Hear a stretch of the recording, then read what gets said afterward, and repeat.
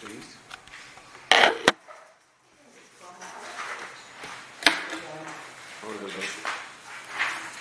All right. What is today? December 5th, 12:06.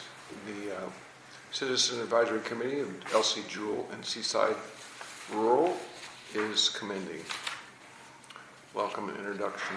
Oh, introduction of new. Hello. Hi. I'm Ron. This is Diane. Connie. And you know the other folks that were Julia. Victoria Planner. And Tim Shields does Tim. one. Retest. Yeah. So yeah, can you say it one more time? I'm sorry. I didn't. I'm Diana. This is Connie. Diana. This is Ron. Okay. I got you guys. Actually, Ginger and I have known each other for a few years. Oh, Yeah. So I represent Seaside Rural, like out near where Saddle Mountain is, Okay. out in that area. Hi. And A Pam. little This ways. is Pam. Yeah. Yeah, maybe it'd be helpful just and that's helpful just for me to remember like that you're representing. You're just a Yeah. citizen. That approximate area. Okay. So everyone's on the Citizen Advisory Yeah, it should Committee. be. Except for Simpson Lumber. Tim. And you are? Tim Shield with Stimson. Okay. Just And I'm Ginger Edwards. Thank you. Thank you. And that was the introductions of the attendees. Review of October 15th meeting summary. I don't know how to do that. Well, Yeah, is that so kind I of mailed off the incorrect summary, so what we can do is we can approve two at the next meeting. oh, good point. Okay. Thank But you. I'll make sure to email the correct copy to you today. Okay. So, It should be Okay. November. I sent you the wrong summary, I sent Oh, October's right, okay. again instead of November. Right. Oh. I just attached the wrong document. oh, I got two. That means Yeah. this one in November. Okay. Yeah, I 19. just attached the wrong document, so I'm sorry about that. That's okay. I just had to November. count in my brain. Yep. Not Yep. Yeah. Okay, so we're going to have two summaries And at our the next next meeting meeting. is going to be, we're taking a break. I think you may have missed. So we're taking a break to work on what we've already discussed and kind of get some text together and come back in the springtime. So we'll reconvene in the springtime, probably March, April. Okay. Okay. So some time to go through your material. Ask Can any you- questions. And I've been traveling, so I wasn't able to make the last couple ones. I was out of the country. But can you just kind of give me just a really brief, like what this committee has been doing? Just a really brief recap of what's happened so far. Yeah. I missed. Go for it. There's been two meetings, right? October, Quick November. recap. Yeah, so Yeah. the comprehensive plan update, we decided to break the process down into planning areas. There's 6 for the county and then 1 countywide that is made up of 1 member from each planning area and then I think 6 people from just incorporated or whoever else would like to apply for that one. So this group is actually 2 planning areas in 1. Right. It's LC Jewel and Seaside Rural. So far we've worked through, we're going to be working first through the 19 statewide planning goals and the countywide planning goals that correspond. So far we've gotten through goals 1 through 4 3.5. and a half. So goal 1 was citizen involvement. Goal 2 is land use planning itself. 3 is farmlands, and then 4 is forest lands. And we've really been kind of focusing on understanding the Forest Practices Act so far and what we can and cannot sort of recommend because it's so strictly regulated by the state, and it's the same thing with goal 3, the farmlands, as you know probably pretty well. It's so strictly regulated that we can't necessarily make any changes. We can only really make recommendations and aspirational goals and policies for our county. So, yeah. Is that the role, is to make just like recommendations and aspirational throughout the process? Yeah. And we then, can write mock policies, and they'll all be reviewed by the county and then on to the planning commission, well actually on to staff, and then on to the planning commission and then the board of commissioners. So it's a 3-year process. But yeah, the comprehensive plan is sort of like it's the foundation document for all the ordinances. So there's no actual rules and regulations in it. It's just like, this is what we have in our area, and this is how we'd like it to stay, or this is how we'd like it to change, or, what are the overarching aspirations for it. It's part of its visioning, Visioning, yes. but you won't actually see any amendments to the ordinance itself. You won't see regulatory changes. That would be something that we would review after we get through the comprehensive plan update. The comprehensive plan is out of date, and some sections of it are much, much worse than others. Goal 3 and goal 4, honestly, I mean, there are a lot of things in them to update, but you probably won't, other than changing some language, they probably won't change a lot.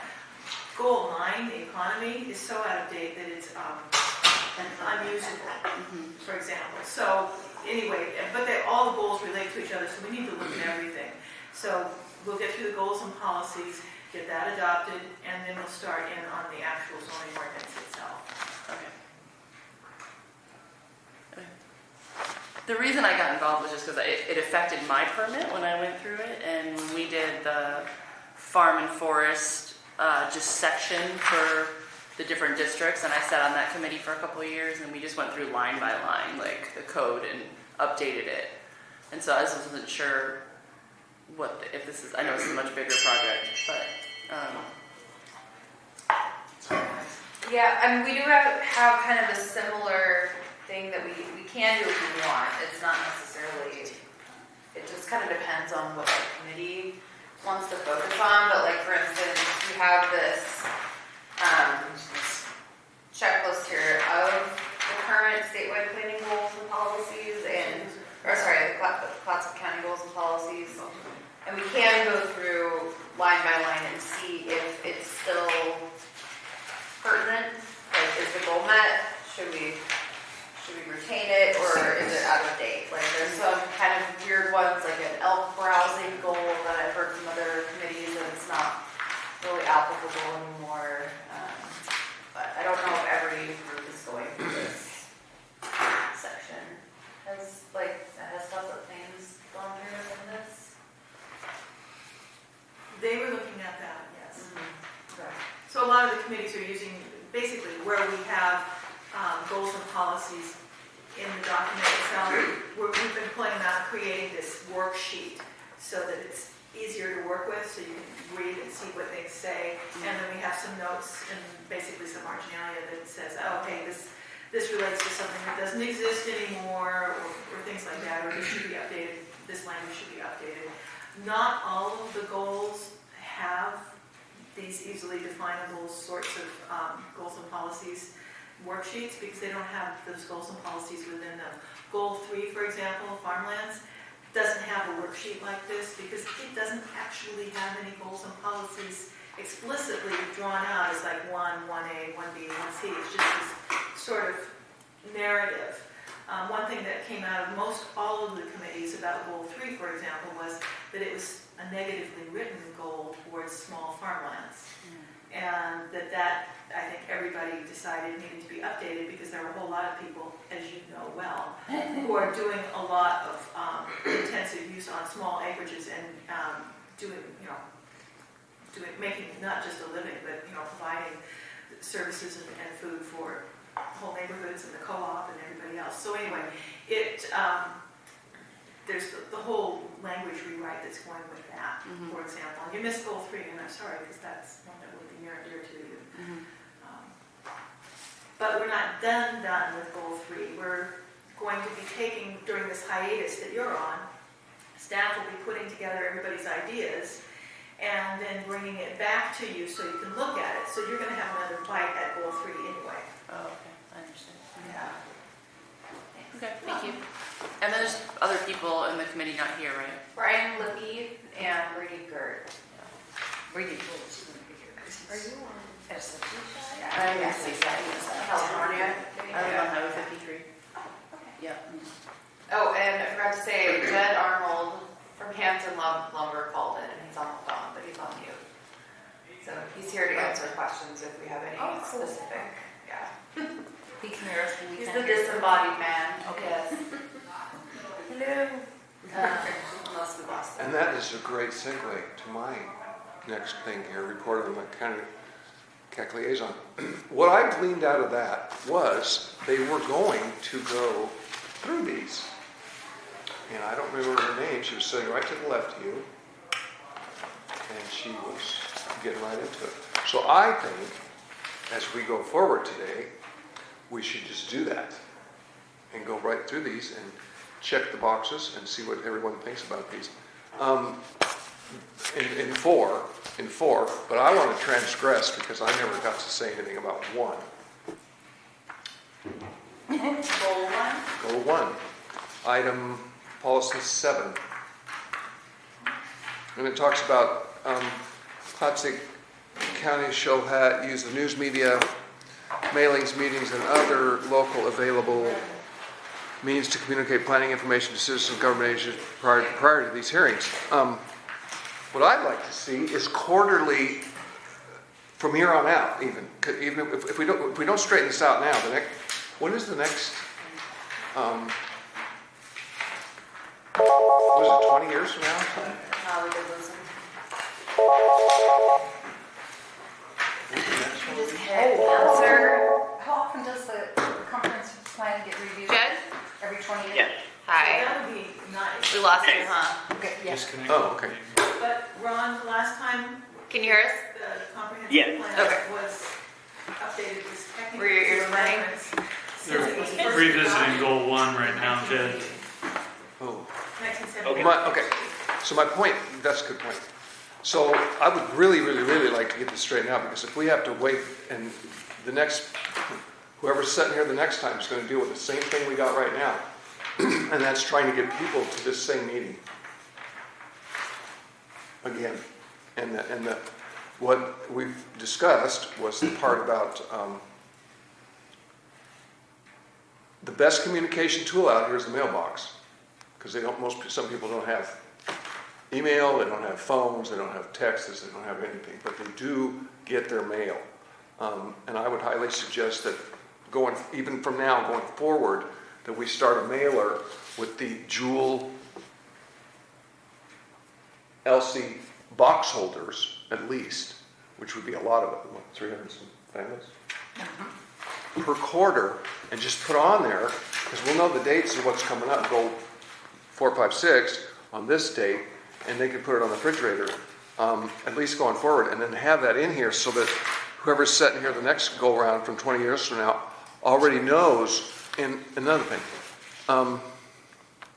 when this started, the mailer should have already been sent out to the community, because they had no clue this was coming up, other than what I put over at Baker's and Camp 18 in Elderberry.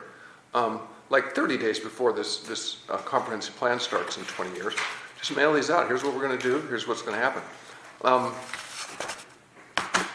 That's my motion. Quarterly mailers. Quarterly mailing to With the a box quarterly holders. schedule of meetings. Yeah, I believe we did send something like that out at the beginning. at the very beginning, and that got messed up due to the mailer guy. It didn't get out. It got out after the meeting was. Yeah. That was. I got mine like 2 days after. That was a the problem. meeting. So, with prior knowledge, we can get that done and send those out to and they already know who the box holders are, right? We can send it out through the guy in, just a second, Presort.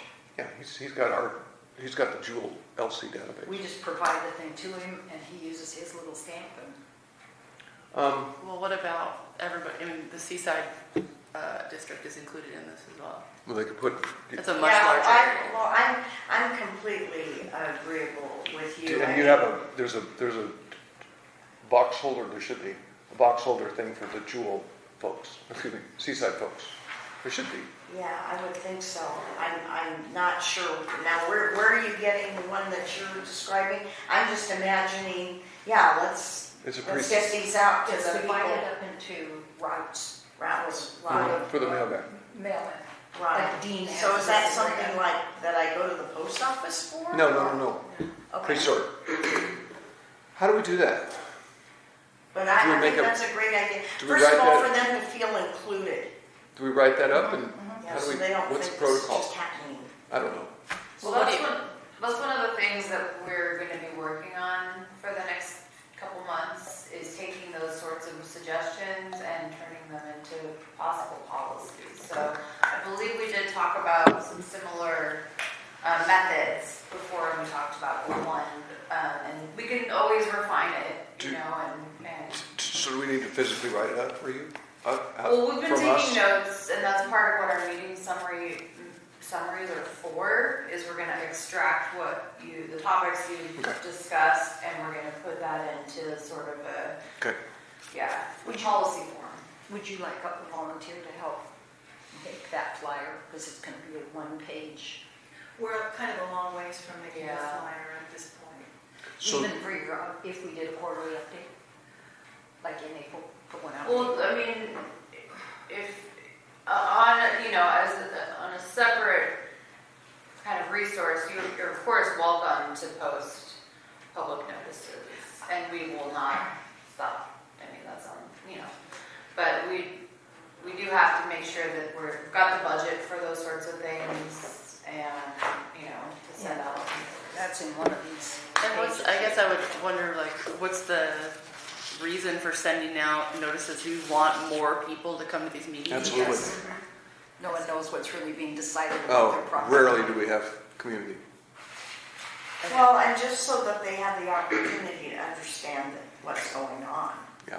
So is it like a summary of what's going on, and then like an invitation to come to the next meeting of this group? Is that what you guys are talking about? Well, good example Somewhat, yeah. would be the one, March is something. April. April would start goal 5, which is blah, blah, blah. All that stuff. And 10,000. on that date is what we're going to look at, and then April is what we should be looking at, and May is here's what we should, just 3 months for going forward of what they got to look forward to.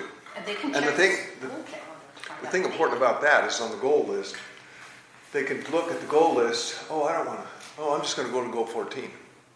That's what I'm interested in. Then they'll show up, if they know what's prior knowledge, what's coming up in 3 months, 2 months.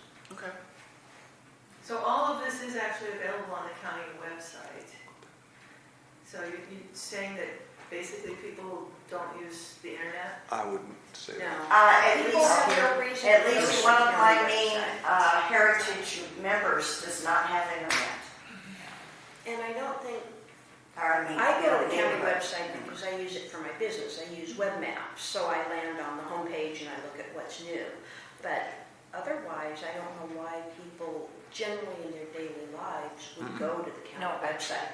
Even if we just to cut costs don't do a big colored flyer, even if we did a postcard size in black and white, with the date and the topic of the next few meetings, that might be more cost effective. But, and it can then direct people to the county website, but first we have to let them know That's there's a very reason to smart. go to the county website.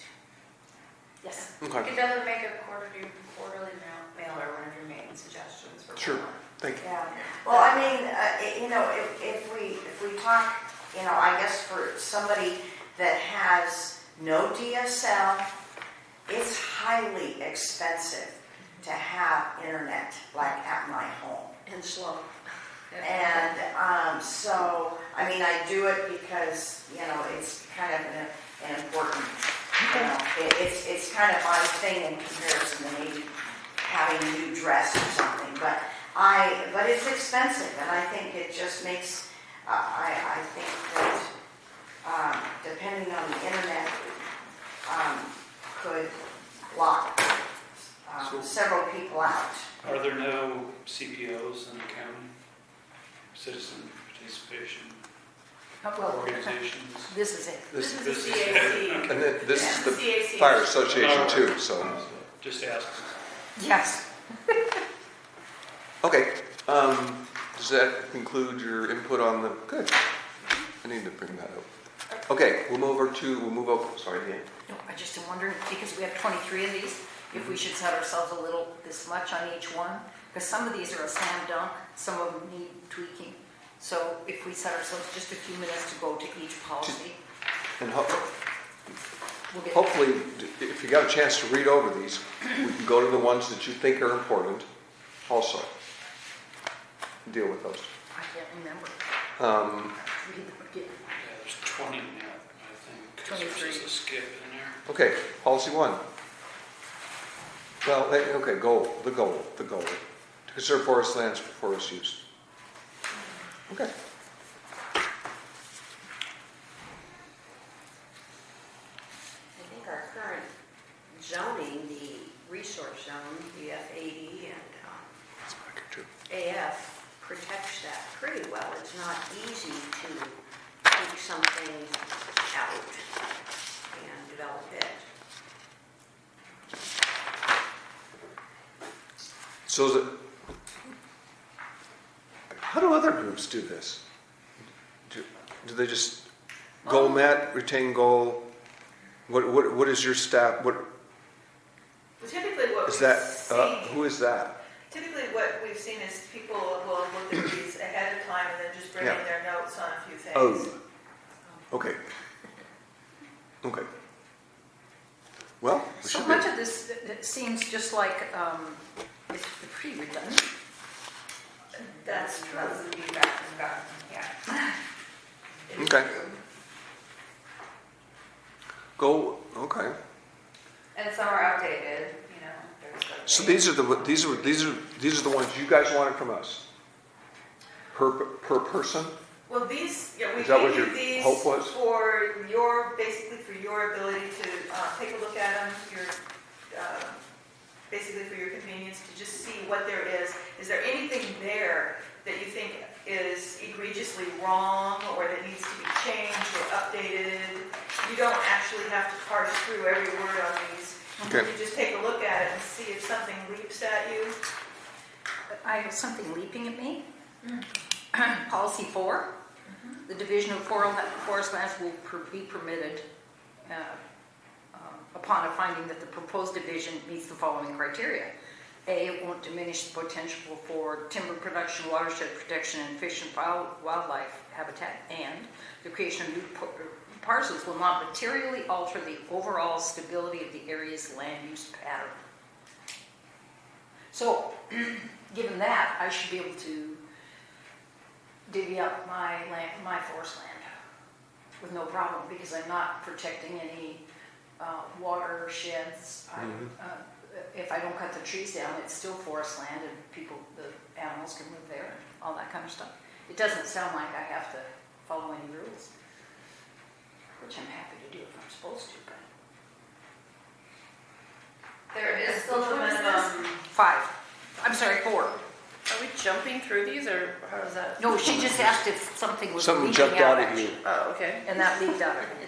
Oh, well, so, for example, policy 4 kind of informs the rest of the F80 and the AF zoning. And so you will find that there are standards in there that require that if somebody is doing, for example, a template test dwelling, which we talked about a little bit last week, they have to provide evidence that what they're doing will not diminish the potential for timber production, that they are going to go ahead and protect the watershed, and that they're not going to diminish habitat. They have to actually provide information for that so that staff can make a finding that says that they're not going to make it harder to fight fire or cause an increase in the cost for forest lands to be protected from fire, for example. They have to actually make findings for that. So this policy guides the actual ordinance itself, and the ordinance is where we are in looking at how these standards apply and making findings. So we're looking for evidence to come to us in an application form in order to do that template test, because if they don't have any kind of a plan in mind, and this is the thing that also creates like the 50-foot setbacks from the resource zones for example, you see RA5 zoning out in up against AF or F80 zoning, there's a 50-foot setback to that resource zone on your RA5 zone that keeps you from putting structures right up against your property line. That 50-foot setback is to protect the resource. This goal 4 is part of what feeds that regulation. So we have a goal which has policies. The policies have ordinances. Well, this informs what the regulations are, and the regulations are what are in the zoning ordinance. This guides the vision of it, but the actual zoning ordinance is what implements it on the ground. Okay, This Yeah. does not implement it on the ground. Yeah. thank you. So, It's maybe input I'm to lost the- on something. So like that 50-foot setback you're talking about, is that something that the state created or that we create? That is in statewide goal 4, and that is statewide. I mean, that everybody with a resource zone. Well, it's so arbitrary. I mean, it's, that's what bothers me, is that I still wait to see the welding shop get flooded. I still think that's gonna happen, even though it may be 50 feet from the river.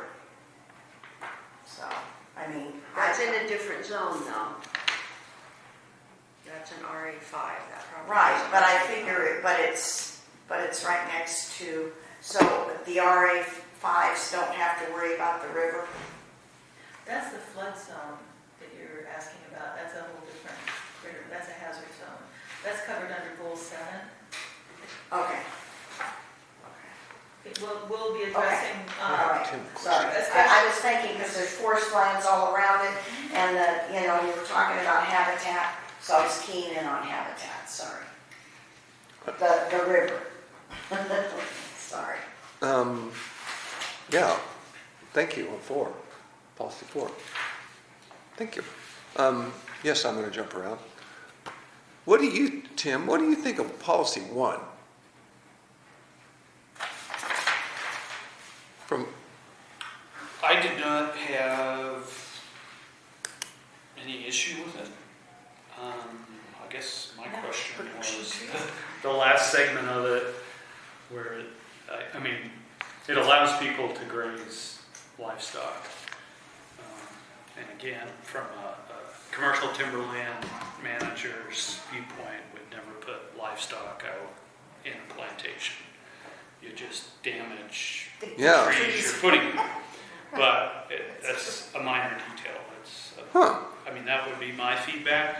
I know in my whatever number of years, was one private landowner in Columbia County who did run cattle on his forest land. okay, thanks. For whatever reason. So if a private landowner chooses to do that, I wouldn't want to impinge on their right to do it, if that's what they chose to do. This doesn't designate, does this, Doesn't. either way, It allows it, basically, right? Is what my reading. yeah. Okay. Yeah. And I see that after we get to policy 7, skipping over just a little, then comes policy 10. So do we know that 8 and 9 have been set aside already? There was a problem in the numbering, and apparently there was an amendment somewhere along the line. Those disappeared, and the numbering was never corrected. Okay. And some other ones are going to disappear too, like, Well, so in the future, we would probably see that we would Renumber renumber them. things. But back in the day, when this was first written, remember it was 1979, and they were doing it on a Selectric. oh, bless them. So Yeah. there's not as many typos as you might think. Okay. Could Pam, sorry. you, either of you, explain policy 2, forest land shall be designated conservation forest? That's something I've never come across that term in, is that in the zoning or what? That's the comprehensive plan designation. I mean, that's literally that's what gets it in goal 4 coverage. Oh, Yeah, but So it's what is not con- RA. oh, sorry, go ahead. I'm sorry, yeah, but I've never heard of conservation forest as a zone. I've heard, It's not a That is zone, not- it's a comprehensive plan designation. So such as like development, that's a comprehensive plan designation, or Residential. conservation farmland. No, Victoria is correct. We have a list, it's actually in the zoning ordinance of the comprehensive plan designations, which follow the statewide comprehensive plan designations.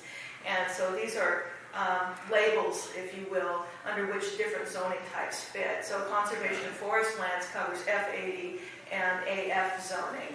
And then the agricultural lands covers the EFU zoning. Development in the comprehensive plan is going to be the rural communities and any of the general commercial, those types of zones. There's another one called rural lands, and that's your RE1, your RE2, your RE5. So there are, it's ways of grouping concepts. Okay, thank you. Grouping concepts, okay. So when reviewing the proposal against acreage management and other approval criteria and the countywide forest land policies, are you guys, when changing a zone, when considering a zone change to a forest zone, how would you implement that? Give me an example of what you're talking about there. I have to read this because I don't really know. Policy 2, I get that the forest lands are designated to conservation forests in the plan. Then it says, the second sentence, when considering a zone change to a forest zone, now does that mean that some landowner is trying to rezone their property to be forest? F80, yeah. It does happen, Yes, it does. not very often. Okay, so that's why I was confused, because now we're switching, we're not talking about the comprehensive plan, now we're talking about zoning. Well, this is a policy that would apply to the regulation. So Right. in other words, it guides the regulation itself.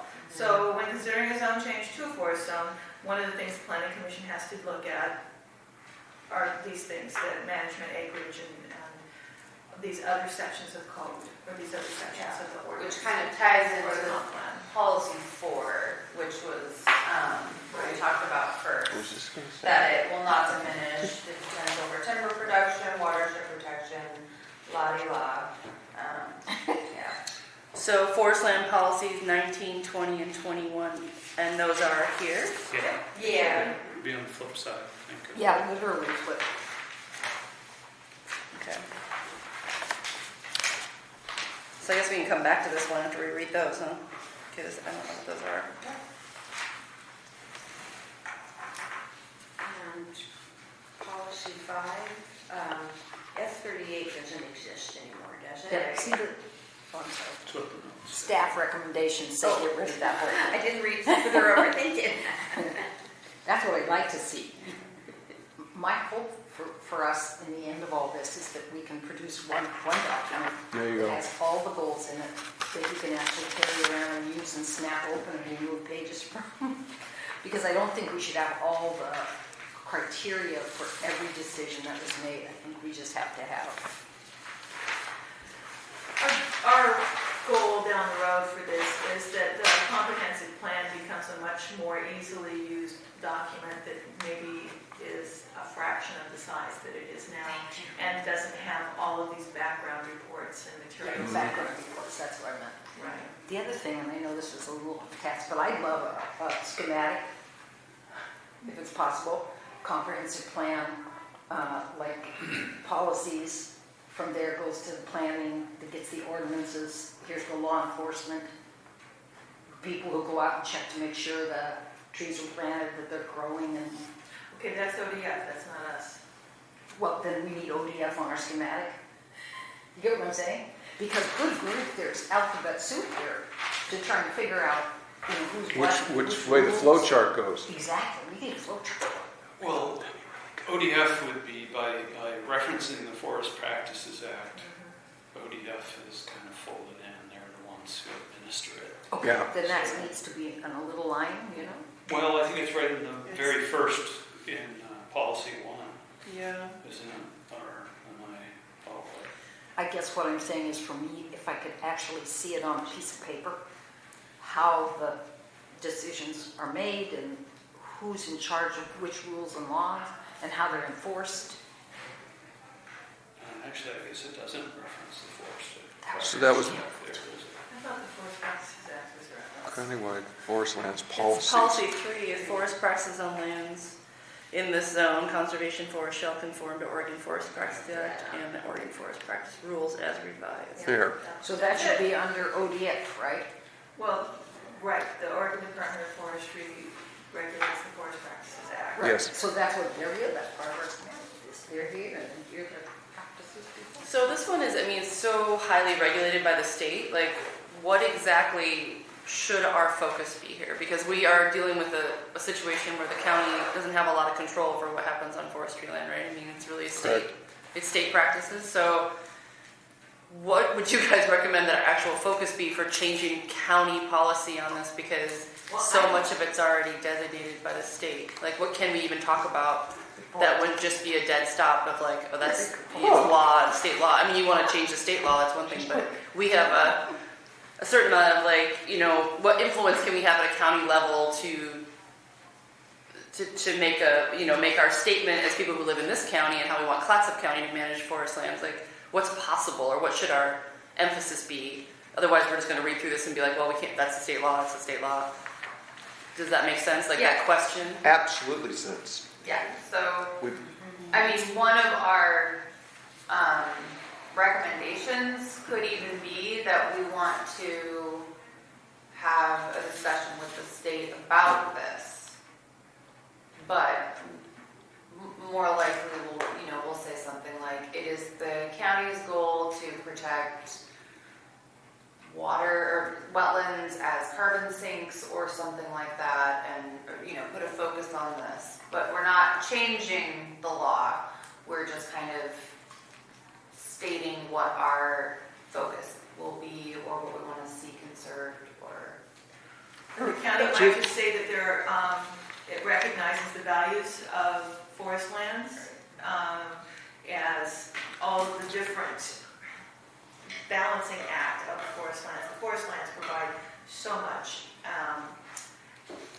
as well as the jobs and the economy, but also recreation and the watersheds and all of that. So, maybe you want to look at it and say that, I'm not saying that you have to change any of this. It's just really a review and see if there's anything that's out of sync. Well, I guess what I'm asking is what can we emphasize or add to it that would make any difference? I guess it's like what actually is county policy versus that could make an effect on how Clatsop County is managing forest acts over, but not with state law in place, obviously, because state law is, overriding that. But I'm just wondering, like, what could we put in there that would be, like, if we're talking about climate change, what actually could we do as a county to address climate change with our forests? Like, I'd be interested in talking about that, but I'm not really, right up here at the top, it's like to assure the continuous growing and harvesting of forest tree species at the leading use on forest land. I'm not sure that that's a climate change friendly goal, but that's a state goal. So I don't know. I mean, for me, that wouldn't be the continuous use of, as the leading use. I can see it as a use, but I don't know if it's the leading use. And so would you She had a good point. making some sort of a recommendation or a policy, or a recommendation for a policy that the Board of County Commissioners support legislation to review the Forest Practices Act more frequently for, climate change? Or new science as it relates to climate change? I don't know, I'm making this up. well, that's what I'm just trying to get, like, where our space is to even make those, like, what powers does this, like, body have to even put forth that kind of Okay, recommendation? this body doesn't have any power, this body. No, I understand. just we don't have the ability to make those changes, but where in the wheelhouse is our ability to put forth Your ideas and your recommendations Yes. about the things that are important to you, that you would like to see addressed, or that you think are in here that need to come out because they're outdated, the science is no good anymore, or whatever. Understanding that the Forest Practices Act is updated when new science becomes available, but maybe there's some things that the legislature should be looking at that they're not. I don't know that. So we can make recommendations, but in what format? How, if we Just decide words in to... a row. If everyone looks at policy 7, subsection D, this is kind of an example of something that the they did back in 1979 and 80 regarding elk specifically. So that's kind of a good example of, they know that the State Fish and Wildlife Commission is the agency that handles those sorts of things, but on a county level, they want to see, you know, the sustained management levels in Clatsop County for the elk population, installation of fencing, that sort of thing.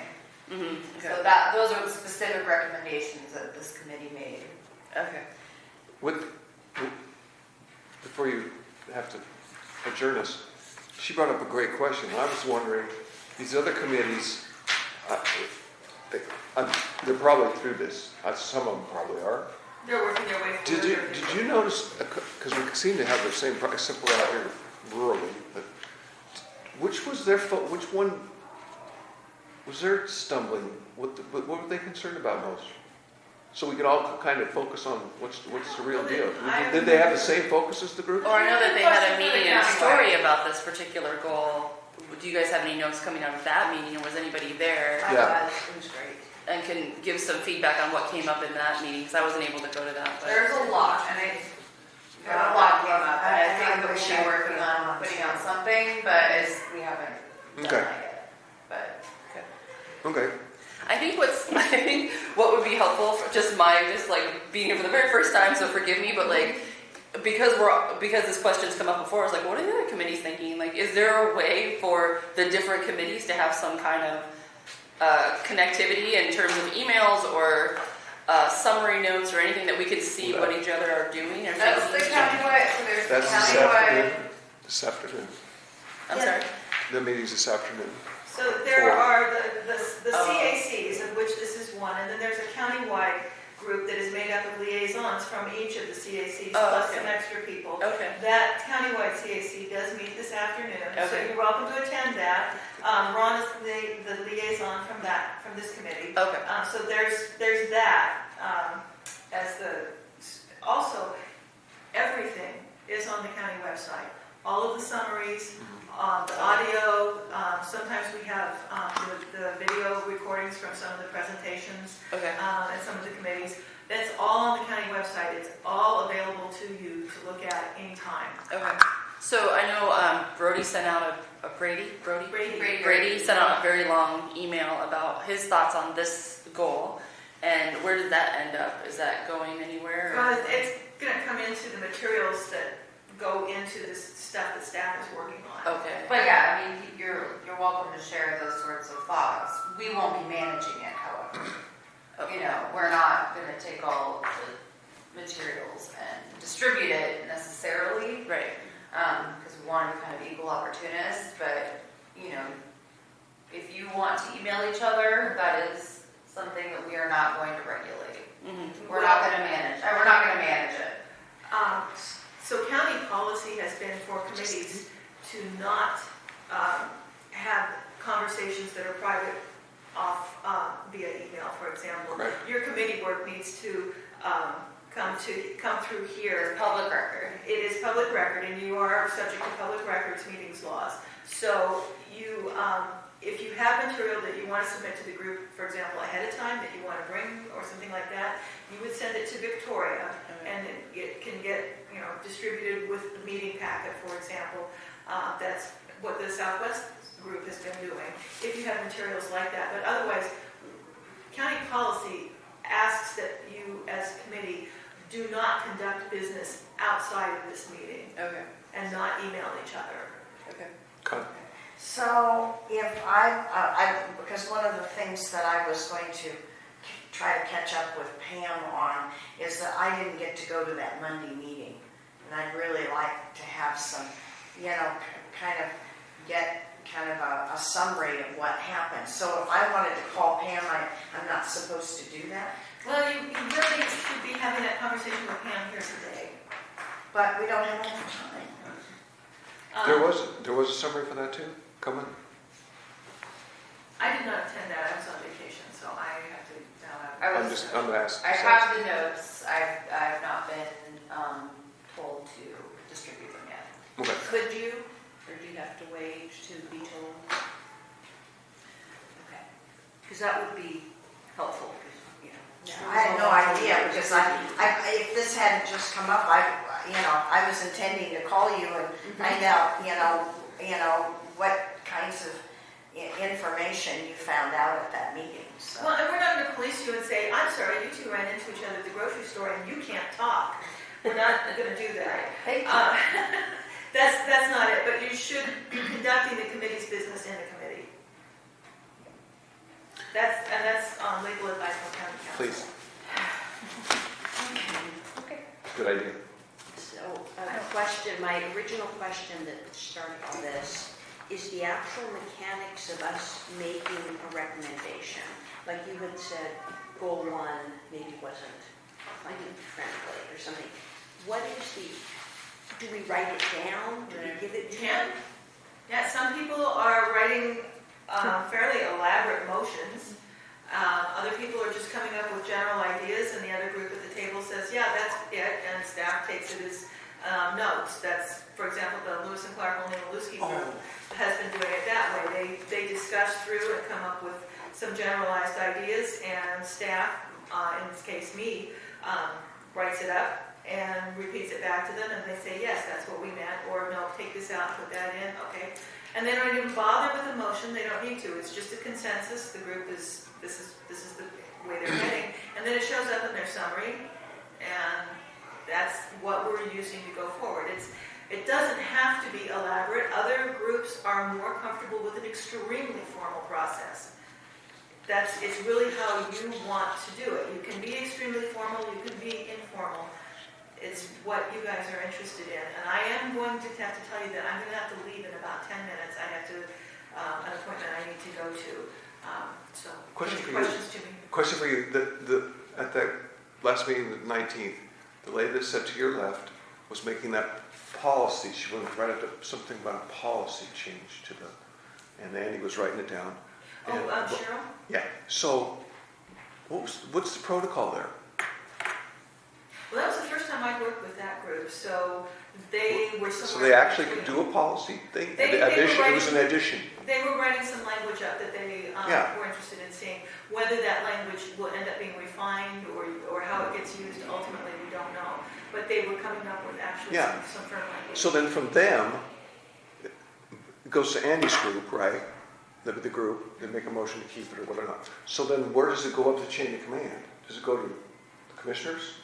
How does that go down? That's going to get fed back to you. I mean, we're going to take all of it in the next 3 months while you're not meeting. We're going to take all of that and turn it into what we think you're trying to say, and have you start reviewing it in April. So we're going to go back over 1, 2, 3, Yes. and with the revised four, notes yes. and Yes. 4. So it's going to go in a process like that where there's like a segment where we're going to take comments and they rewrite them and then they go do it again with new comments added, and then we have another shot to discuss it and talk about it. Yeah, Okay. we'll just keep doing it until we get it right. Okay. So the actual policy that she was trying to write up would go to, again, up the chain of command to where? How would it actually get in here? Well, eventually, whatever the final policies end up being as recommendations from the committees would go to the CAC, which would then make their recommendation to the Planning Commission, which would then make their Planning Commission to the Board of Commissioners. Okay. And they're the ones And that that's can like change. 3 years out. Oh, yeah. And that they're the ones that can change the policies. They are the ones who would adopt the changes. The commissioners. Got The it. Board of County Commissioners, Okay. correct. Everything that you are seeing here that are goals and policies of the counties have been adopted by the Board of Clatsop County Commissioners. Okay. In 1979. Or have been amended hundreds Since of then. times since then. Yeah. Yeah, we had actually a lot of amendments, 1,000 pages or more of amendments in 1983, for example. Okay. So it does happen. Thank you. I just wondered how that flowed down.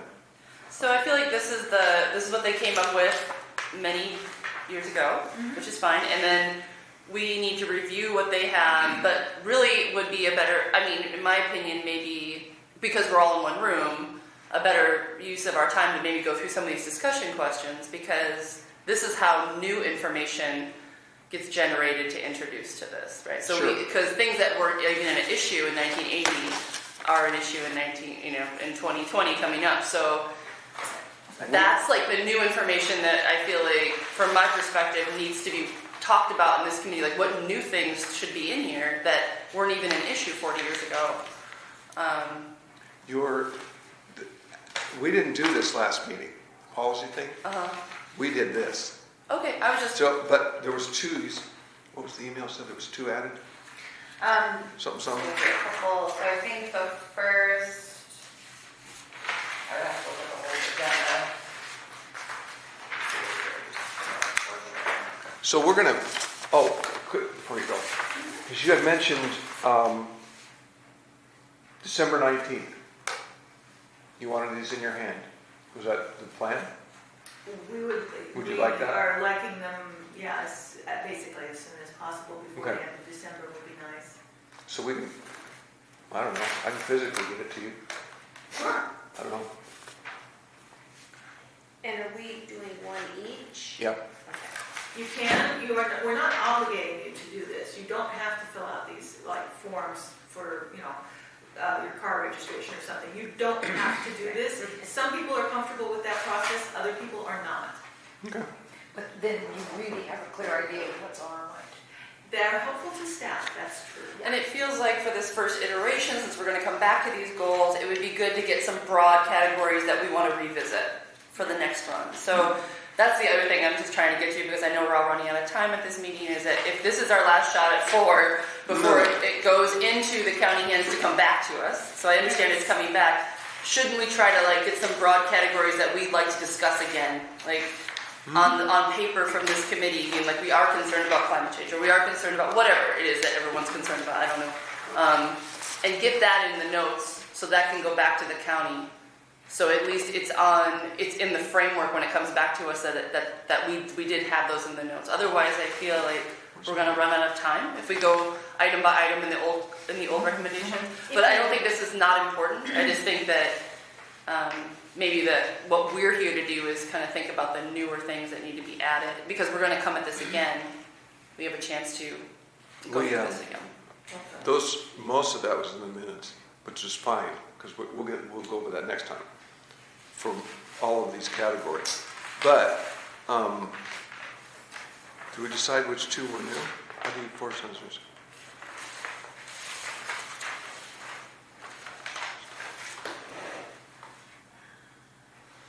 I don't know. Does that make Well, sense? were there any questions from last time that you all felt you wanted to readdress? I mean, that's I kind of the feeling I had gotten, and that's why I thought we wanted to meet again, was that the discussion about this wasn't over. So I'll leave that in your hands if there's something that we want to readdress. Yes. Do Tim, that. I would really love your more input on carbon sinks. Like what? Carbon sinks. Would it be beneficial to create goals or policies that would encourage creation of carbon sinks? That first You almost have to be bullet. a scientist. Oh, yeah, and who was the other guy that was talking? Jed is on the phone. Jed's on the still, phone. I think we haven't hung up on him yet. Still there, Jen? Yeah, no, I'm here, and that That was question. the guy. That was the guy. I know that these discussion questions were generated from some sort of outside input prior to the beginning of this process. That review question, it's a complicated subject, and it's difficult to discuss without knowing quite what it's getting at. Just saying carbon sinks is a pretty broad term, which doesn't necessarily apply. Not necessarily. It definitely does not apply just to Goal 4. There are other areas of the comprehensive plan where you're going to have to start discussing how carbon is sequestered within natural systems or unnatural systems, if you want to go down that path. In regards to forestry, it might be in some ways predicated on a bit of a misunderstanding of the current science on that subject. As part of the larger county-wide group, I submitted some high-level overview, peer-reviewed journal papers on that subject of how we use our natural systems to draw down carbon. if the county is really interested in tackling climate change, there's a strong argument to be made for discussing as far as resource usage and how we're using fossil fuels in the county. And you also need to take a look at how these products that are generated, you can't look at Clatsop County as though it was operating in a bubble. And so you need to consider how the products that we're producing in Clatsop County, the wood products in particular, are contributing to the global carbon market. Most of the current research that I'm seeing from, groups that aren't concerned with local advocacy do point at some potential long-term changes to forest management in the Northwest, but a lot of them are currently focused on utilizing the wood resources in places like the Pacific Northwest to draw down demand on other global wood resources that are much less sustainable and renewable, like in the tropical zone or the far northern climate. So it's a really complicated subject for, something like a countywide comprehensive planning committee to kind of dive into. And I really encourage your members as representatives of the community to really think of the broader implications of any, I know you can't drive policy, but as I said before, you really can't look at the county or even Oregon as though we were operating in a bubble, because the carbon market is truly global. True. Thank you. I think that from my comment on that response would just be that if you're not looking at it as a global carbon market, and if you're looking at it as just a purely an ecological choice between a harvest or a forest left standing, that's something that could be designated within the county, because obviously Clatsop County has no control over global markets, but the choice between a harvested stand versus a standing forest would be the creation of a carbon sequestering system versus a carbon releasing system. That would be my way of viewing that. And that's something that the county could address in terms of percentage of forests being harvested versus left standing. That's partially true. I mean, you really, if you were looking at it from that, you'd want to look more at increasing rotation age than purely leaving timber standing. Yeah, I'm sure there's nuance to it for sure from your, I get that, but I'm just saying that without just taking it off the, the list and saying it's too complicated in the global market, there is kind of a simpler way to view that versus, just within the county and the percentage of forest lands that are cut versus uncut. That's how I would view that.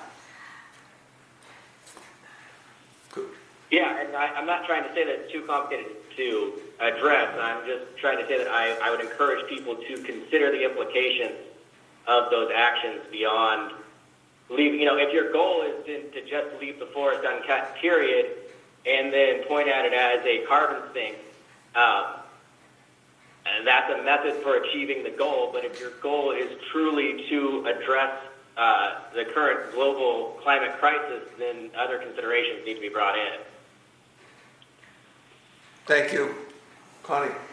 I think my concern with the global carbon market is when there seems to be no consensus of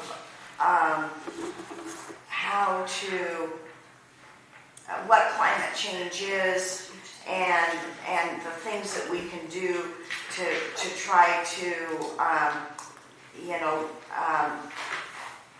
maybe hopefully reduce the effects, turn things around or whatever. I mean, when you've got people just randomly burning the Amazon, it's like there's no consensus. And that's my concern about the global carbon market. Right, I guess I'm saying it's all outside of the scope of what we can talk about. What I think of is what can we do here as our contribution? Exactly, and that's what I was pointing to. We can only do can only control what we have control of. Exactly, yeah. Dan? Maybe as a compromise here locally, we consider encouraging Oregon Department of Forestry to stop harvesting on their lands or create a longer rotation period on the public lands. And not, I mean, you guys are in business, the timber companies are in business. You guys provide wood products, not just for us, but for the global economy, and a lot of jobs out here depend on it. So I think that's maybe where the balance is. We let you guys, we encourage commercial forestry on private lands and whatever rotation age Oregon Department of the Forest Practices Act allows. And yet we encourage Oregon Department of Forestry to become the carbon sink for our area, if you will. Yeah. Without messing with the private land. Dan? Keeping in mind that science tells us that once a tree has grown and gotten to a certain place, it does not produce oxygen anymore. It uses oxygen. It may be sequestering carbon, so it gets cut, made into boards that go out, and a new tree is planted, which exactly produces produces oxygen, until it gets to a certain place. Comment, Tim? I just Well, at a certain age, that is certainly true with trees in general, but depending on the study, when is that age? Is that age 150? Is it 250? Is it 450? And then how many trees in Clatsop County are anywhere near that age? But to your point, state forestry is Science, significantly holding their timber much longer than private industry right now. I'd like to see us. At least a 2 to 2.5 times what industry is doing. what's your rotation? 60 years? Well, I can only speak for Stimson. It's roughly 42 to 45. We plan for 45, but with green-up considerations, that isn't, that's the financial ideal for Stimson lumber. But then you have 5-year planning periods, you have green-up to consider, so it's a target, and some are 42 and some are closer to 50. So 45 is an average. So if the answer to the question, the goal for discussion, would it be beneficial to create goals or policies that would encourage creation of carbon sinks? Yeah. Yes. That's all we need to do is tell them. Do it. Create a policy that, True. because they're the ones who have to do all the science stuff and go to Yep. all the, Yep. Yeah, we I can mean, do that here. agriculture is actually a much more efficient way to sink carbon by not tilling. I mean, if you look at the bigger picture, but there's not a lot of ag in Clatsop County. That would be more applicable to Tillamook, but if it was up to Brady, we'd have a lot more. yeah, and Brady's ideas are interesting. I mean, they are. I think they're great. Yeah, they're very interesting and forward-thinking. But I think that at least saying yes, that we don't need to figure it all out. We don't need to understand how forestry would manage a creation of a carbon sink within their commercial structure. But we could say, we think it would be a good goal for them to look at it and to work on it. Aren't there presently contracts on ODF land or forestry land? Private timber I have a harvest. question. The ones you just said we should ask them to slow their rotation. The state Let the forest. private State lands. forest. Okay. State forest. Don't Stimson and other kinds of companies have contracts with? Yes. That land. ODF will put out certain parcels for commercial timber harvest. Yes. But they can control the rotations and stuff. The state law can control. So maybe that. that's what we need to have as another thing, is to say that we. State forest. It's a policy that you will slow your rotation on state lands. Yeah, I actually don't know the law on private timberlands, like how you could maybe encourage landowners to do something like that, but I don't know that you could ever. Well, I've made that comment before. Yeah. There's nothing to prevent you. It's all by the landowner's goals. Right. So if someone's going to be willing to do that, there needs to be a board. It's either by their own personal preferences or by a financial incentive. But would a county, if you were a private forest land owner, would a county, something in the county comprehensive plan actually, would it create a situation where a landowner would have to do? That's what you're Oh. saying, you want to encourage that, how do Encourage. you go about it? Well, I don't think, I think that, That's the challenge. but I think that's even beyond state forest lands, the opportunity is to private own. So the county has more jurisdiction over private lands and what the zones and, enforcement code and everything is on private lands than it does on state land. Go on. And this is something that, because I have 27 acres, and I've been told your trees have to grow at a certain rate, and you have to be, ready to harvest at a certain time. I don't want to. At this point in time, I bought this land way over 20 years ago.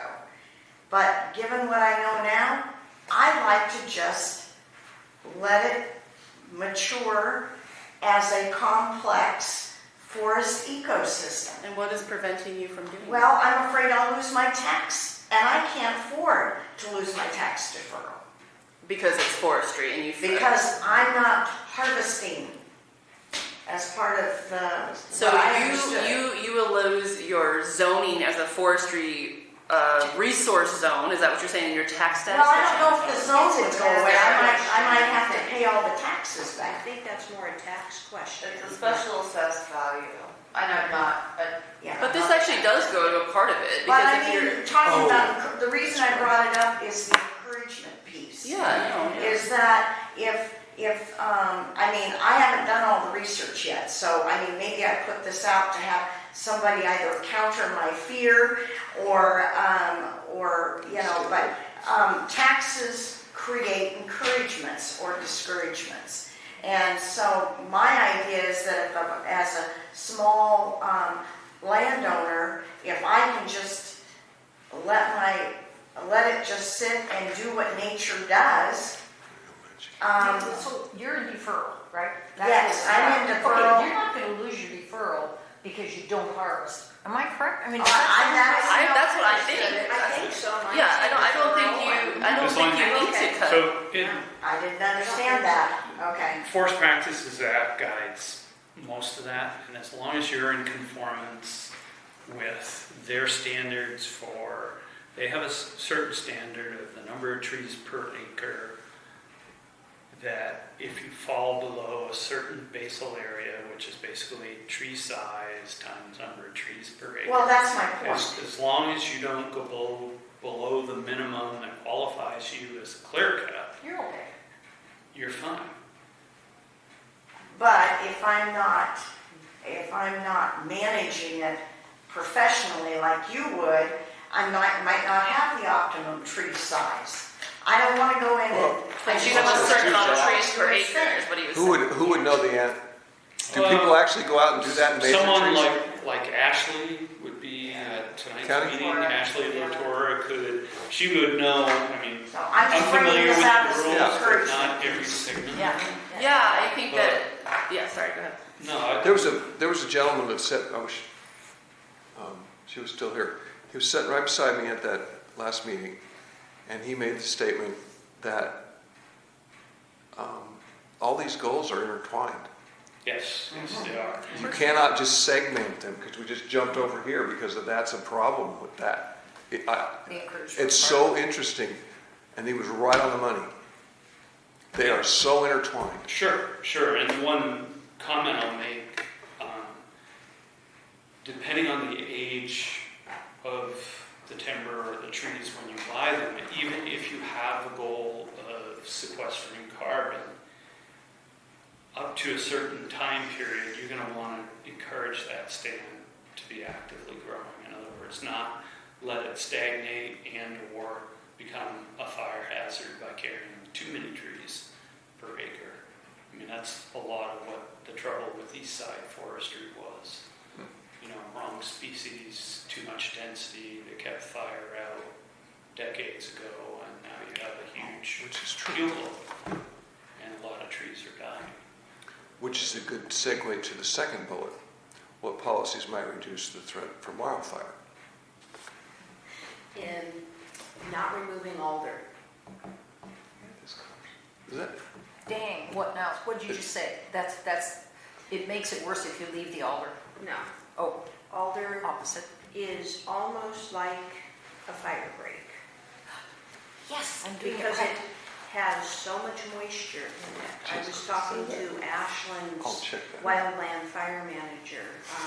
He did a really good interview on OPB, and so I called him about my own house because I have alder within 10 or 15 feet of the house. I'm saying, should I, get rid of the alder? And he said, no, leave it. It actually acts as a fire break. Now, if something gets going somewhere else and it's this massive fire, nothing is going to. But he said it's the conifers that you don't want anywhere around the house, that alder is a good thing and it should be encouraged to be left, not planted, but not removed in plantations. But the law Do alders have high moisture content? says you have to have 30. They do compared to conifer. They're also distinctly different. Yeah. But to And her maple. point, I've been on fires, and it doesn't matter what it is.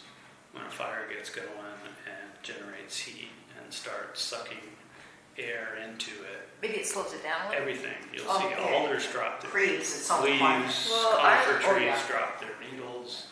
I would make a point that a fire started on 53 this last summer because they did cut and they piled up the slash and they lit it on fire. And I guess they thought they put it out, but they left. And at night, a wind picked up off the coast and it blew into a 5-acre burn. And that was like a mile from our 100-year-old barn, so it was very nerve-wracking. Yeah. And so I would like to see a policy of the slash piles being, I want to know what else they can be doing. And it seems from my perspective, they should be chipping and returning that biomass to the soil where they took it instead of lighting it on fire. That seems like a really arcane practice to What me, is especially in terms of fire management right now. What is the slash pile? What do they do? What are they Slash supposed to do with piles, those? It's up Private to the or- landowner. What What would your company do? depends on where it's located. I've never removed mine. There's a number of ways to do pile burning. So Is it required? broadcast burning, by and large, has gone away. So what most landowners are doing now is we're into tree length logging, so almost all of the debris is coming to the landings and gets concentrated. So when they are done removing the logs, then they pile, as she's discussing there, they pile that slash so you can get in amongst it and actually plant trees. The preferred methodology is to burn those piles so that you clear all of the ground and then are able to plant trees on that. But to her point, there's a whole little science there about the right window and when to burn. And also, as a company, and I'm speaking for Stimson at this point, that's something we are reviewing because of rekindling. I know ODF builds slash piles. They actually put a visqueen layer in, about a third up, continue to pile. That allows you to light in a lot wetter conditions. So are they required to burn those at all? Is your company What is the required? potential of chipping? Like, why don't we chip? We actually, when we're in proximity, we Cheaper had a to burn. couple small cuts next to Seaside where we actually came in and chipped, just to get rid of both the hazard and the visibility to the homes of the piles. It's a cost function. Boy. For a period of time, it was actually a little bit of incentive there, and then that market, cogen and all of that fell apart, and that's gone. So when we chip, we actually have to pay for their time and actually give them then pay a differential so they can haul the stuff away. But what about chipping and returning it to the ground? Because it would seem to my mind that that would be a great way to carbon sink. For one, you're adding biomass back onto the ground instead of taking it away, which is to the benefit of the new forest you're trying to grow. It retains moisture. There's so many benefits of that deep mulch, and it just solves so many problems in a row. And I know it's an extra cost, but like everything's an extra cost. And Sure. you have to figure it out for like the long haul. You have to internalize some of those external costs, you know. Well, I think it's a viable practice when in proximity to residences. It's a good place to From start. everyone's perspective. Go ahead, Jed. Good. The intuitive conclusions aren't necessarily the correct ones, and there's quite a bit of science out there on these subjects, and there are other considerations that come into play when you're talking about that what they call mastication of residuals, which in some instances it can actually increase fire risk, even though that's very counterintuitive, because if you get that a fine residual layer and it's more than a couple of inches thick, the heat that's actually generated by the bacterial activity breaking down those compounds can actually ignite the residuals on the floor, which, if you hypothetically with proper distribution, you could, mitigate that risk. Yeah. There's impacts to, as I think I heard someone mention, the way that the forest floor, the understory reacts. You're essentially mulching the ground, which impacts the different ground cover species you may be interacting with. Like just about any subject we're going to talk about in relation to forestry, it gets complicated. But there are resources out there for people to learn about these sort of things if they're interested. Well, is there any, have you done any kind of research plot or has anything been done in the industry where they actually tried to apply that idea and like, How did it work? have reported in Oregon? So I don't know about in the Coast Range. I believe the U.S. Forest Service did a 20 or 25-year study, and I think it's still in progress, on the effects of residual mastication.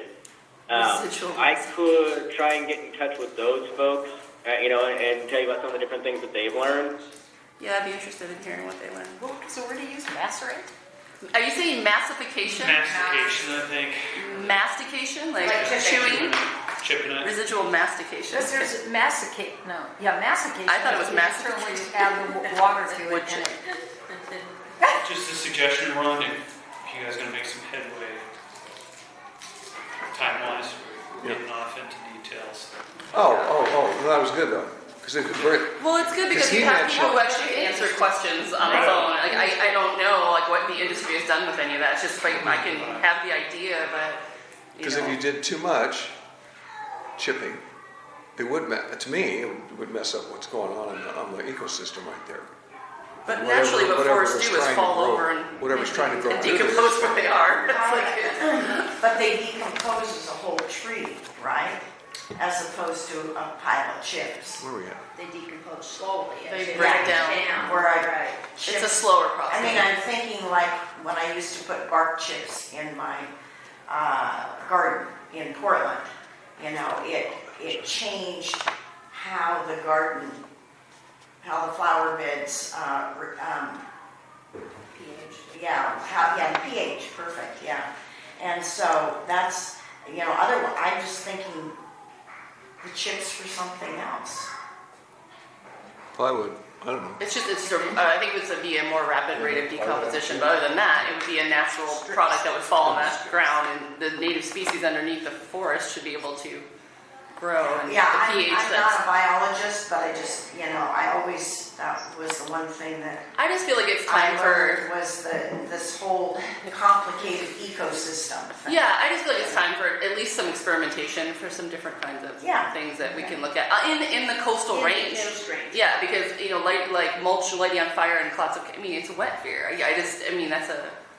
I can see that happening maybe in a very hot place. But Due to time constraints, would you please look through the rest of these bullet points and see if there's anything Oh my god. that...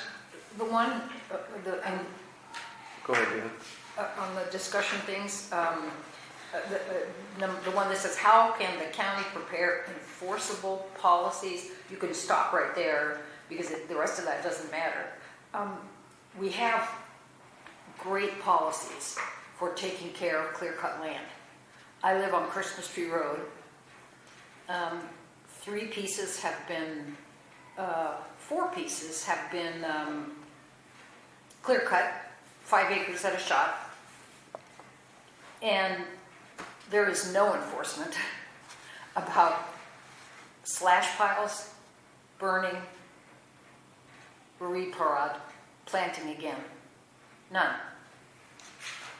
Is- No one comes up to check to see if they were planted.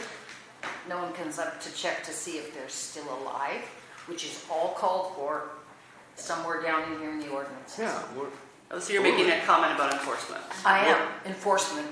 So without And is there enforcement, who for- cares what we say? And who is the enforcing Or- agency? ODF would. ODF. Yeah. But I Yeah. think that 2 of those, if they're the 2 I'm thinking of, they've applied to change out of a resource zone and build a home. It's zoned AF5, I'm sorry. It was Morgan's land. Okay. It used to be AF80 or A80 or whatever it was. Right. Now it's Right, they Five. changed it into a home site use, so I'm not sure they All have of them to are. do reprod once they've changed the use, so that might be more of an exception than the rule.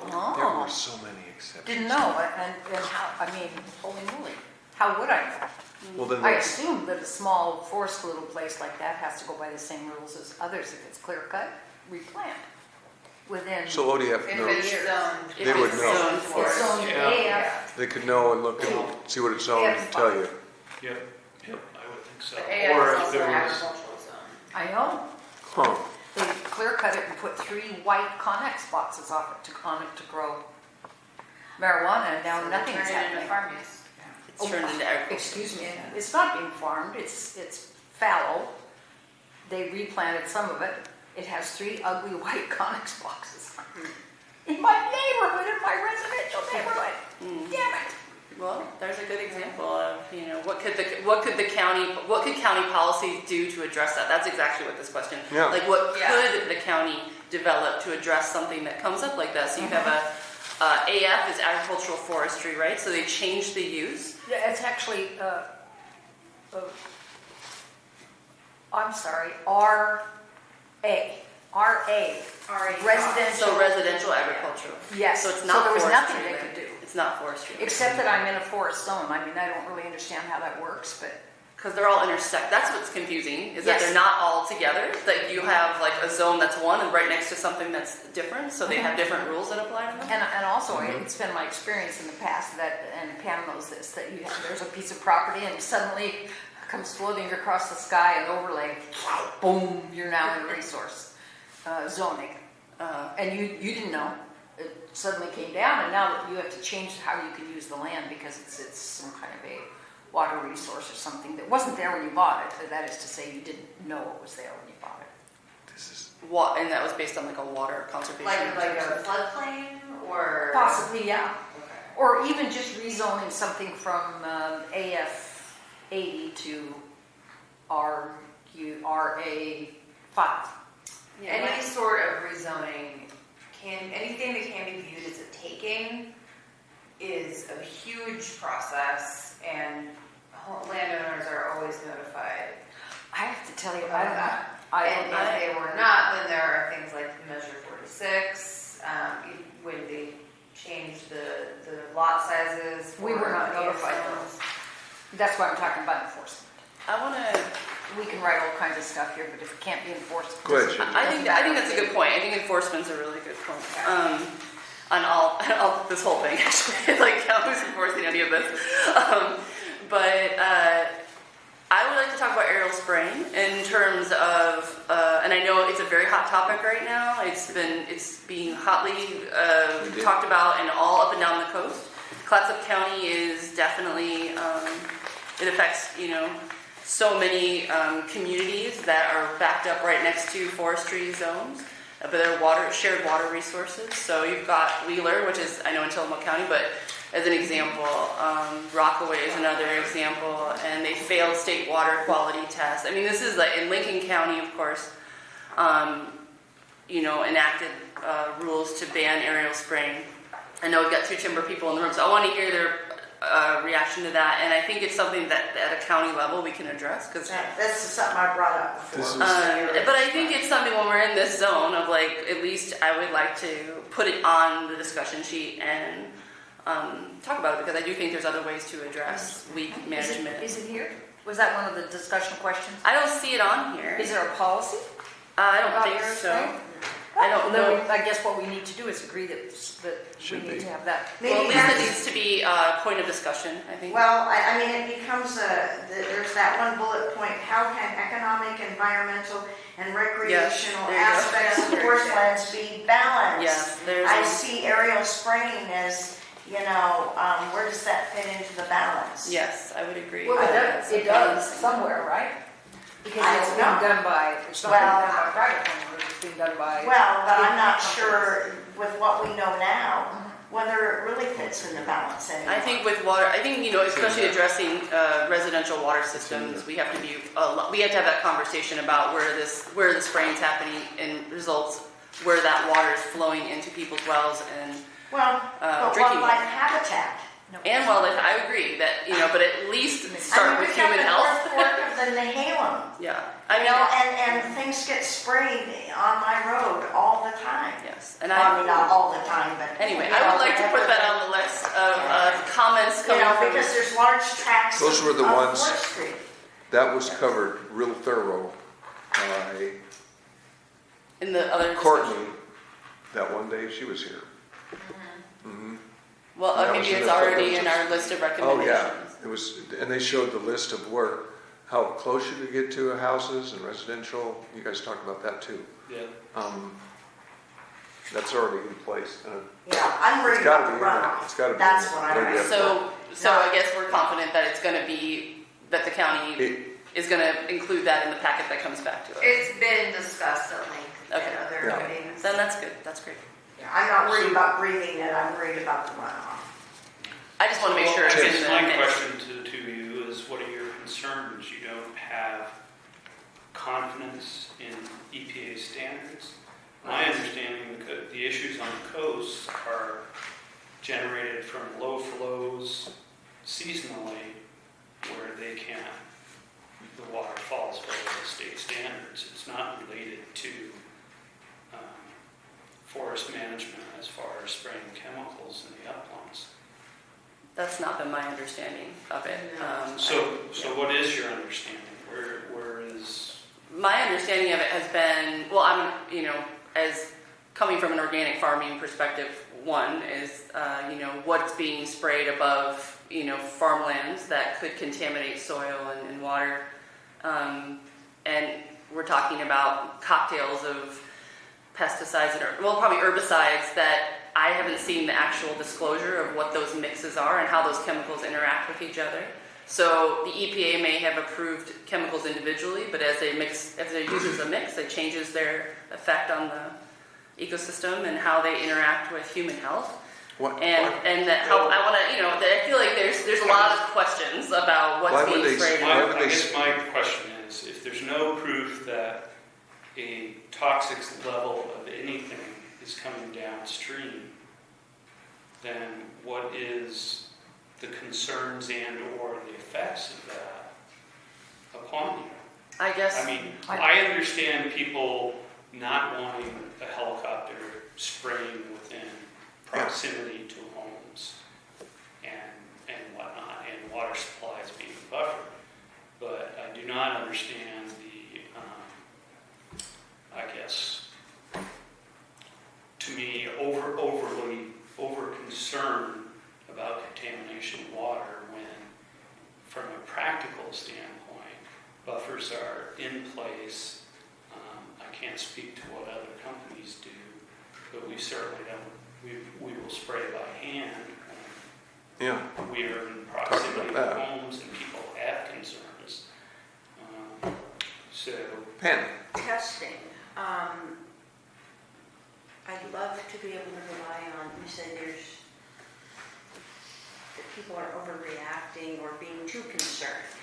The testing, when they sprayed next to my house, because of drift, they were supposed to stop, but I was out there and I could see the drift carrying it over through my water system. And I asked ODF and I asked the timber operator to please pay for the test, because this was my domestic water system for my house, and nobody would pay for it. And I didn't have the money. So that's why I can't have confidence like you do. Well, I would, because how long ago were you talking? 2009. Nobody would pay Again, for the test. Ron, I'm going to get off in the weeds here. Sure. So just because it occurred, there's a methodology, you file a complaint with the state, and they're required, they have a whole team that will come out, they will test what's on the vegetation, whether it drifted, the whole 9 yards. We went through that process just based on somebody filing a complaint that they could claim they could smell chemical, and they lived whatever half a mile from where we were actually spraying. And so we went through that whole process. Within 24 hours, they had a whole crew there. They took samples within the unit, within proximity all the way down to the complainant. And it was interesting to us because we had a portion of that unit was within 1,000 feet of the home, so we had a buffer within our unit to buffer that home. And those folks were not the complainants, yet they were physically closer to the unit. So anyhow, that's just... Diane? I guess the point there is that when you made your complaint, no one said, oh, Pam, go to ODF, go to the state, go to... Well, No one said that. No, we're not going to test. That was, see, that's the boo-boo. That's where the communications broke down. And that happens a lot. You call for help somewhere, they can't help you, they say sorry. They don't say, try Somebody else? this person, this person, Well, this that's person. Which communication. would, exactly, and a courtesy, a courtesy. But I mean, I think that, again, Just a second. I'm watching the time too. I get it. Yeah, so- just a sec. Connie? I was just, I understand that, that there's some economics here with your company and that kind of thing. And I do appreciate the fact that you then try to organize things to do some hand spraying and that kind of thing. I think, and sometimes I'm off in the ivory tower, I wish, and again, this comes down to taxes, this comes down to subsidies, I wish we could just all push for alternatives to some of the old practices and then subsidize your operation with cleaner practices. And because it's a benefit to us that you're there, but it's a benefit to our children and 7 generations down the road that we change our practices. I mean, I would agree. I think that it creates jobs to have people going out and if it takes, I've asked forestry before, what's the alternative practice to spraying? And they said, we have to put these weed barrier circles around the baby trees, and then we have to check them. And I'm like, that to me sounds like jobs. I don't see a problem there. Like, I think that, I know it's more money, but the timber industry has a lot of money. And I feel like there's a lot of revenue being created. And I just feel like it's time to look at job creation in all parts of the forestry process. And if there's job creation to be had for placing weed barrier rings around baby trees, then to the benefit of public health and fish health, I think that would be a good trade-off for me. And I think that if you look at some of these balancing acts that have to be engaged, and that just, yes, there's going to be resistance because there's all the machinery and helicopters and everything all set up to do what's being done. But change has to happen eventually. That's why I encourage that we help, that as a public, we help them with subsidies to shift. Encouragements. That goes back to what the gentleman said. This is all intertwined. Unbelievable. Absolutely. You're never- We'll go with the schedule. So we have any public comment? Tim? Jed? Still there, sir? Yeah, I mean. Any public comment? I put myself on mute so you didn't have to hear all the cars driving past me on the freeway as I'm pulled over here. My only comment would be, like, every subject I've heard discussed today, there's some good science out there on, including intrusion into waterways after aerial application of herbicides. You don't need to go to me or Tim or anyone else in the industry for that information. We have an excellent extension forester at OSU, and his job is to be a scientist and impartial and provide you with information. I would encourage folks that are interested in learning about these forest management practices and what real impacts they may or may not have. Reach out to Dan Stark or someone else at the university and get that info because it's out there. It might inform any decisions that this committee wants to make. Okay. Thank you. Good job.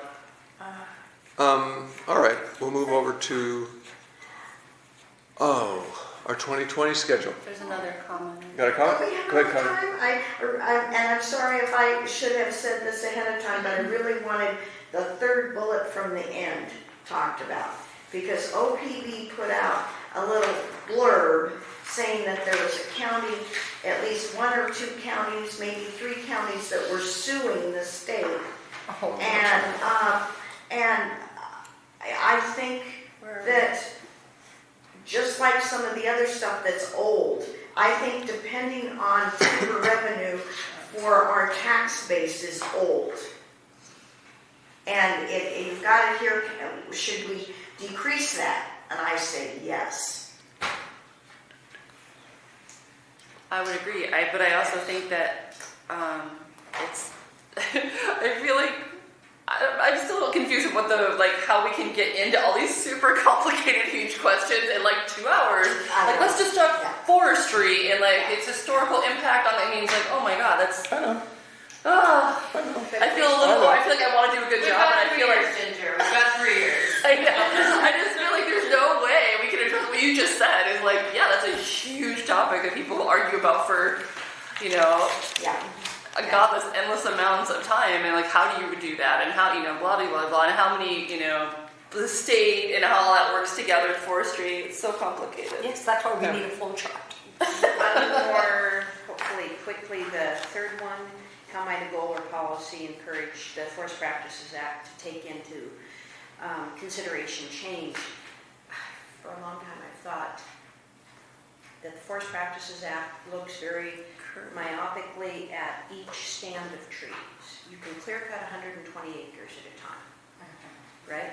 Up to, yeah. Up to 120. You could. But there is no cumulative viewpoint. And so, for instance, around my house, I've got my land here. There's been 120 acre clear cut here, 120 acre clear cut here, pretty much all around me now. And so there's no cumulative viewpoint across the landscape for what it's doing to water quality, wildlife habitat, climate. And without going into, I don't know how we would regulate that, but we need to encourage state practices or the Forest Practices Act to look at a cumulative at a landscape scale, not an individual scale. Well, just an idea bouncing off that, going back up to the first one, if you wanted to have a certain percentage of area that had to contain a standing forest with a carbon sink, I know you guys don't like that word, but whatever, let's just say an established standing forest in relationship to the cutting that's going on around it as a percentage. Instead of taking it stand by stand by stand by stand. And that's the problem, the slope, where the water is coming from. Yeah. It all has to intermix. It is complicated, but I would like to get that in there as maybe something to discuss. Yeah. The landscape scale view of this. That, Let us move over to our 2020 schedule. Eek. March, April. April, so Thursday mornings, third Tuesday of the month at 10. Yeah, is that, I'm sorry, say that again? so our normal meeting is the third Tuesday of the month at 10 a.m. here. Correct. And if anyone would like to change it or has a suggestion, or just leave it the same. Is Tuesdays the best for everybody? You gotta, Does anybody care who changed it? oh, well, let's see, the other one's the third Thursday. The third Thursday is the county CAC Except today, it's At 4. it's today. today. Everybody Except- changed except their December. So other With than that, holidays. other than I mean, that, this is purely selfish, but my company has once a month staff meetings on the exact same days our meetings at Tuesday. last. Yeah. okay, well, Could we change which Tuesday? The reason I'm asking for Tuesday is because that's the day I have off. I have to work till midnight tonight, but this is important. So- It's not that important to me if I miss staff meetings. It's not the end of the world, but because it works for you. So no, it's fine. Well, Well, we could go to the second week. right, that's what I'm Or the wondering, third maybe week or change something like that. which Well- Tuesday? it's every Tuesday? Your staff No, meeting? it's usually the third Tuesday. Oh, let's go to the second Tuesday. Yeah. Yeah. Okay, I will double check, but I'll Oh, put yeah. that as your suggestion, I just need to Okay. make sure. Can somebody make a motion, Thank you. second Tuesday at 10? I make a Is motion. 10 a.m. still a good time for everybody? Mhm. Yes. For Could I people get who it? work nights? Well, it can always be later for me, but I understand that might not fit other people's Yeah, schedules. I'm hesitant to 11 is better for me or noon is better for me, but I can always, if I know this far ahead, that I can always make an arrangement to be 10. So could I get a second? For what time? 10 o'clock on the second Tuesday. I second it. Okay, all in favor? Aye. Opposed? Yeah, I just go home and take a nap. if I Okay. have to. Great. Okay. Confirm the meeting. But I do Second thank you for Tuesday. making this new, Except that since I have to work till midnight. For years, that or whatever. Second Tuesday. second Tuesday in April. In Okay. April now, okay, that was good. Thank you, everybody, for making it new, because So can I ask, what do we do in the meantime? Should we be researching? Yeah. Should we, Yeah, get goal 5 out, right? what is our homework? for the Well, next yeah, couple you months? have your goal 5 packet, so you Yeah. can start looking that stuff over. And I think that our plan is to slowly feed you more during this off time Okay. too. I'm not sure.